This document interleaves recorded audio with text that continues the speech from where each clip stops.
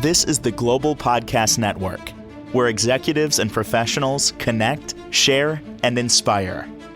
Stay tuned for the conversations that drive success.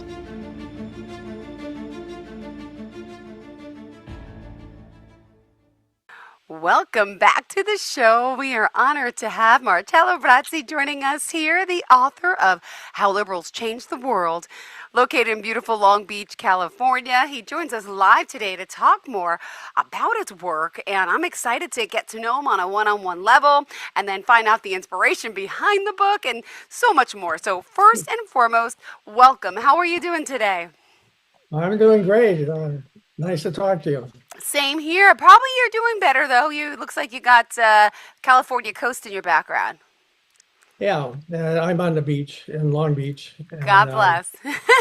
We're in cold, snowy New York. Snow's starting to melt, though. But thank you so much for being here. First and foremost, give us a little overview as to who you are. How would you describe yourself, Marcelo? Well, yeah, a little background information. I was a NASA spacecraft engineer on the Apollo program.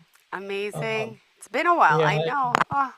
Yeah, that was an interesting experience. I mean, that was a really a main time in America. You know, we had the Vietnam War going on. We were going to the moon. And that moon thing was just really amazing. You know, I can tell you more about it. I don't know if you want to go into any details. Well, yeah, I mean, this is your first time here on this platform on the show, so I would love overview, but whatever you think is good for today, I'm excited to have you back. Okay, well, I can go into some more details later, but Sure. let me continue my background. Yeah. I have a master's degree in engineering. I'm a systems engineer, and I'm retired now. I used to teach classes at the local universities, and I've done a lot of traveling. I've been up mountains, Mount Everest, Mount Kilimanjaro, Mount Whitney, and a bunch of other ones. And I've done a lot of photographs of solar eclipses, and a whole bunch of art things. I don't want to go into all of that, but that's just a thumbnail background of where I'm coming from. Great. Regarding the book itself, it's I felt compelled to write it because things today are really a lot of chaos, and I believe it's the biggest problem we have, I think, is that a lot of people just aren't getting all the information. They're getting bits and pieces here. The only thing they know is what's on the 6 o'clock news. And there's a lot of facts and figures and information that people really should have. And that was kind of where I'm coming from. Yeah. The book is full of facts and figures. It's not about opinions. It's not just me rambling on about my opinions. I'm actually a registered independent. I'm not affiliated with either party. But I am, very interested that people have a lot of information about what's going on. And I keep finding people that, I tell them something and the reaction is, oh, I didn't know that, But I think that's important. I'll give you one example, just this one example. There's a lot of them, but just one, for example. In the last election,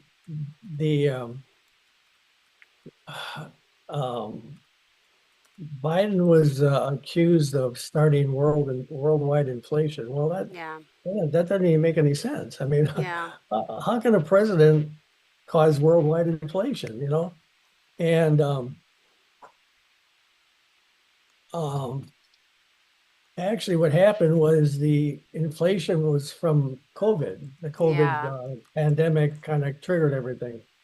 And then by the time they go around to the election, we had like 7% inflation. And eventually, at the end of Biden's term, it was down to 2 or 3%. Well, this is something that people should know, but they don't. I had a graph here. I don't know if I can Yeah. show you this. I don't know if I can show you this graph. Yeah, Let's there it see. is. Mm-hmm. I see it. Okay, You go can, ahead. yeah, you can see the Yeah. inflation under Biden going down. It's in over like starting at 7 and going down to 2%. Mm. So, that's just one example of things that people should have known. And I've found that a lot of people voted for Trump because he promised to lower prices. And Yeah. I would too. I mean, yeah, if he's going to lower prices with me. But he was not responsible for inflation. In fact, he reduced it, down to under 3%. Yeah. So, these are kind of things that people, one of the background things that's happened is that, well, let me back up some more. The, the United States has always been, got along pretty well for like 250 years. We compromised and cooperated, and some had different opinions, and we negotiated, and things went along pretty smoothly. But nobody was calling other people names and telling them, insulting them, and it just that never did happen. Well, uh, what the history of that is that around 1949, the Congress passed a law that required equal time for both whoever's says something. If you accuse somebody or say something, and then the other person has to have a chance to respond with equal amount of media time. Well, Republicans opposed that, but it went into law, and it was there for a long time, and they opposed it all the time. And finally, in 1988, when Reagan was president, the Republicans were able to repeal that law. So once that was repealed, there was nothing to stop anybody from doing anything, saying anything. And at that point, Yeah. and I can give you details and go back and show you dates and times and whatever. But at that point in time, that was when the big divide started. And right away on talk radio, TV, I mean, you heard people just going on and on with one-sided information, incomplete information, inaccurate information, and people didn't have anything else, so they just fell in line with all of it, and so well, one of the things they did that Mm. I mean, it's pretty obvious, but nobody ever really realizes it. Uh, they were on a campaign to change the whole world of what liberals are. Yeah. And they tried to change the meaning of the word liberal. Well, the word liberal, in my book, I have a dictionary definition of it. And liberals are people who are open to changes. They're accepting things that are different. Anything that's new or different, liberals are open-minded to it.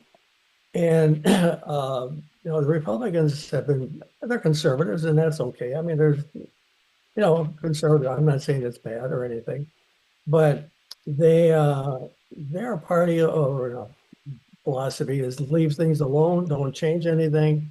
Let's just not rock the boat. We don't want to do anything different. And part of my book, I go back through some history. And if you look, and that's actually the title of my book, How Liberals Yes. Change the World. So, well, you go back through history and see a lot of things that we take for granted today. I mean, we just assume, well, yeah, that's the way the world is. Well, it wasn't that way. And just a few examples. Uh, Women voting, that was strongly, believe it or not, it was strongly opposed by the conservatives. I mean, they couldn't imagine women voting. I cite a lot of examples in the book of some of the crazy things that were said. Oh, women, they're going to get dizzy when they try to vote, and they don't know what they're doing, and they should stay home, take care of the kid, all that stuff. Yeah. And it was a strong campaign. It went on for many years, but finally, around 1920, I believe, they finally got women to allow the women to vote, and that was a big change. And that was, example of a liberal movement. There are Yeah. other things The other things that were examples that I refer to is, like, for example, the prohibition of alcohol. Well, conservatives, not all of them, I'm not saying all, they're, but I'm just saying in general, Yeah. they were behind prohibition because um, they're the ones that they had a big movement about how alcohol is evil, this liquor is Mm-hmm. it's terrible, and all that stuff. Well, finally, eventually, that got canceled. They repealed the prohibition, and again, it was the liberals who were pushing forward to legalize alcohol, and we did. And today we've legalized marijuana and other things. And so again, I'm just saying that the liberal movement has been towards improvement for going forward on things. A couple other just real quick examples.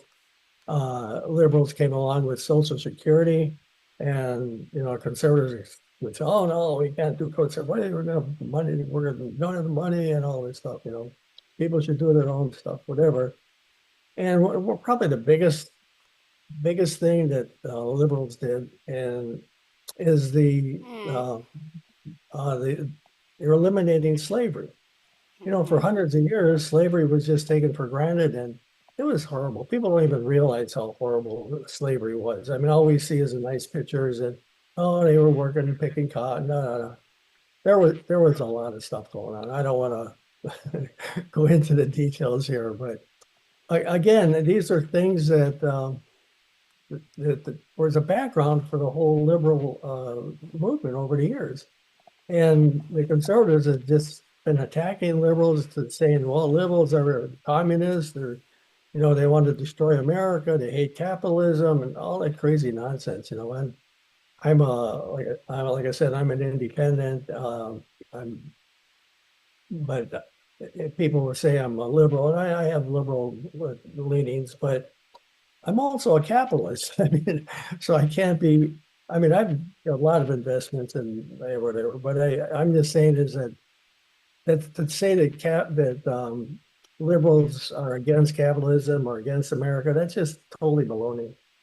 Um, so anyway, that's just kind of the background of where I was writing a book. I felt I just had to bring out these things. Let me give you another example.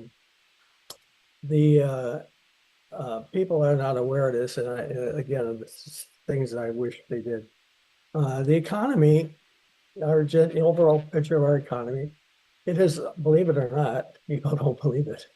It was always better under Democrats, and I have all the statistics and data. The GDP and the cost of living and the stock market and employment, unemployment, all that stuff, all the metrics.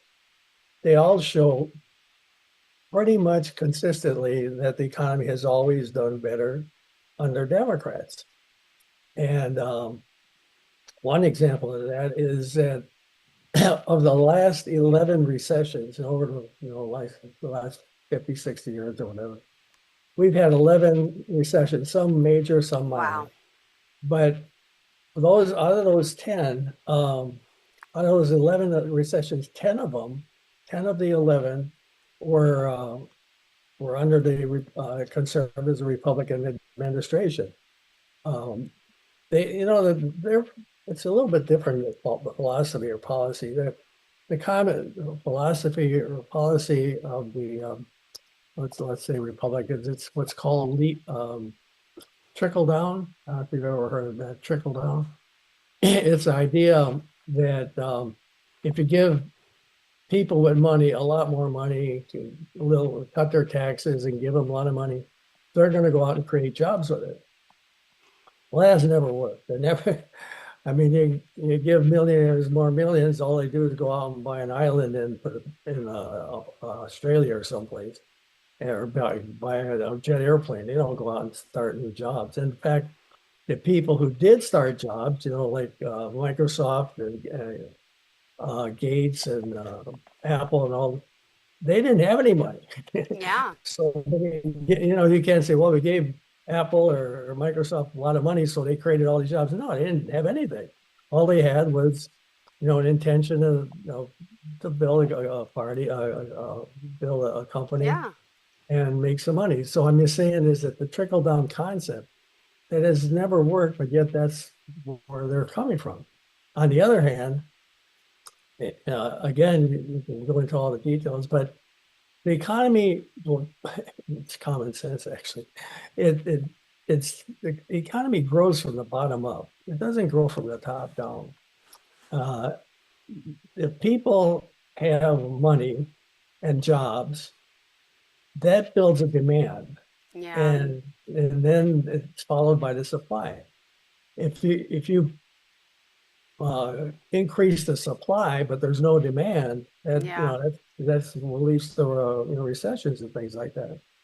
So yeah, the trickle down does never work, although a lot of people will swear by it. Mm-hmm. And another thing, like in the concept of building from the bottom up, we have always had for like, I don't know, since the 1930s or 40s, we've always had a minimum wage. I think it was started in the 40s, a minimum wage. And almost every 3 or 4 years, it got adjusted for inflation. Inflation go up, and okay, we jack up the minimum wage. Well, the minimum wage has not been adjusted for inflation since I think 2004 or something like that. Mm-hmm. So so as the wages and prices and costs keep going up, Congress keeps opposing any adjustment in the minimum wage. So, well, not in California. In California, we've adjusted the minimum wage. Um, so again, I'm just saying that this concept of Hmm. grow, growing from the bottom up is the way economies grow. They don't grow by giving millionaires more money. Let me give you one more example. In the state of Kansas in 19 Yeah. or 2015, I don't know if you're aware of it, but around 2015, yeah, 2015, Okay. they got a governor named Brownback. He was a Republican governor. They got elected. Well, as soon as he got into office, he Hmm. started working on implementing um, the, the conservative agenda, economic agenda, which amounted to cutting back on lots of stuff, like schools, yeah, infrastructure, all that stuff. It was cut back, and they thought, oh, look at all the money we're saving. We're going to save a lot of money, and your Yeah. taxes are going to go down, and da da da da da. Well, what happened was, and this is all a matter of fact, I'm not making any of this up. Hmm. Um, the Kansas economy crashed Yeah. Yeah. around around 2015. Anything, the schools were closed, businesses were closed, a lot of just unemployment went up, et cetera, et cetera. And they lived with that for about maybe 3 years, and they kept hoping things would change, but they never did change. So they repealed that program, and they went back to a normal program where government is involved in the economy. And so that's these are all things that are Yeah. important and that people are aware of them, but they're not. And that I talk to so many people, and I mention any of these things like this, and they go, oh, I never heard of that. And that's why our government is in such a chaotic state. Like people are just so. I mean, it's just unbelievable. I mean, uh, girls won't go out with a guy if he's a Republican, and uh, so it's pretty serious. Is there any specific questions you might have?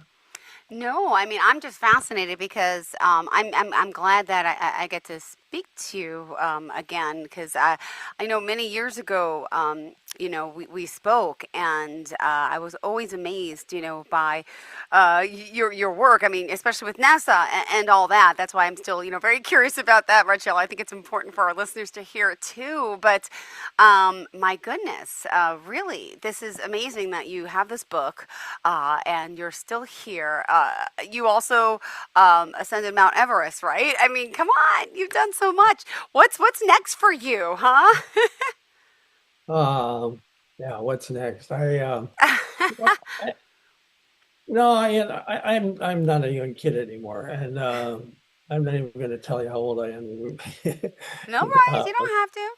no, it's just that I'm not, a young macho man like going out. And I played a lot of football. I was Yeah. coaching football.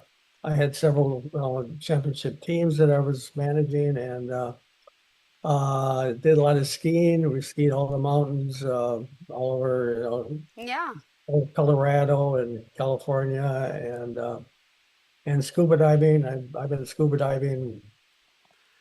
Well, I did a lot of scuba diving in the United States and California.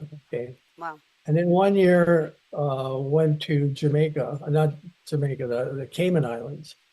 Went to the Cayman Islands, and I mean, it's just incredible. I mean, it really is incredible. The water in that part of the world is crystal clear. I mean, it's just like it's not at all cloudy. You can see for 30 yards, and it's beautiful seascapes underneath the water, and the water is warm. I mean, it's like a bathtub. You yeah. don't have to wear a wetsuit or anything, and just the experience of warm water, clear diving, clear. You see all the fish, and I think we saw some barracudas and some other things. A lot of stuff. It's very fascinating.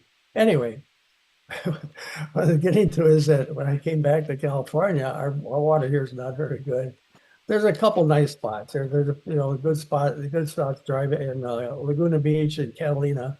There's pretty decent diving, Mm-hmm. but other than that, I haven't been diving since the my Cayman Islands experience. I mean, you just get spoiled, It's Yeah. so yeah. So as far as my plans of where I'm going, I don't have anything specific right now because, like I said, I'm getting up there. I can't, I used to run marathons and stuff like that, but I can't even go up a big flight of stairs now today. I'm just, it's that's what happens. You just got to accept it.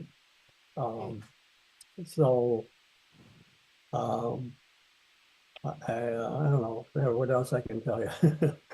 Oh, no, thank you. Thank you. Thank you so much. So, I mean, the overall reaction, to the book, how have people perceived the book? I mean, really. Oh yeah, well that reminds me of something I should mention. Whenever you do a book, well not whenever, but it's common that you get reviews by reviewers. People spend their time reviewing books and all that. And the reviews for my book were just they were more than better than I expected. They were going on and saying, "Oh, you should read this. Everybody should read this book. This is a must-read book. It's well Mm-hmm. done, well documented, it's all a lot of facts and figures. It's not just a bunch of opinions and the one-sided opinions." And so the reviews were really very outstanding. I have to say that. Another point that kind of in that same area is that I wrote the book in a very readable style, so that a lot of nonfiction books, they're very hard to read. I mean, you read, it's written a lot of times by university professors, and they use long words and long sentences and go on, and you fall asleep in the first paragraph. I mean, it's just not communicating like it should be. And having taught university classes, I am focused on commuting, transmitting knowledge in the best way possible for the student or the listener to get the point. Yeah. So the book is written in a very easy to read, even a little bit of humor in there. Um, so, it's just, it shouldn't, people who are afraid of reading nonfiction shouldn't be scared of that. It's, it's well written and the book is full of graphs, and like I just showed you that one graph. Yeah. But it's like the point is that it's just not rambling on nonsense. It's all facts and fiction, figures, statistics, dates, times, voting, all that stuff. Yeah. So I'm pretty proud of it, and I've had a lot of good feedback about it. Yeah. I mean, I can't go through the whole book, here, but anyway, I just I think people need to understand what's really going on. I mean, if one person or one Yeah. program or whatever tells you that their opponent is terrible, Mm-hmm. wrong, and they're messing everything up, well, that's not baloney. That's baloney. Right? Yeah. You gotta get the information. Find out what's really happening, Of and course. that was my goal for writing Absolutely. the book. So. Absolutely. Well, unfortunately, we are out of time. Would you mind sharing how we can contact you? Oh, yeah, that's a good idea. Um, well, the best thing is a email if you want to contact Okay. me. The email is brazzi.marcello@aol.com.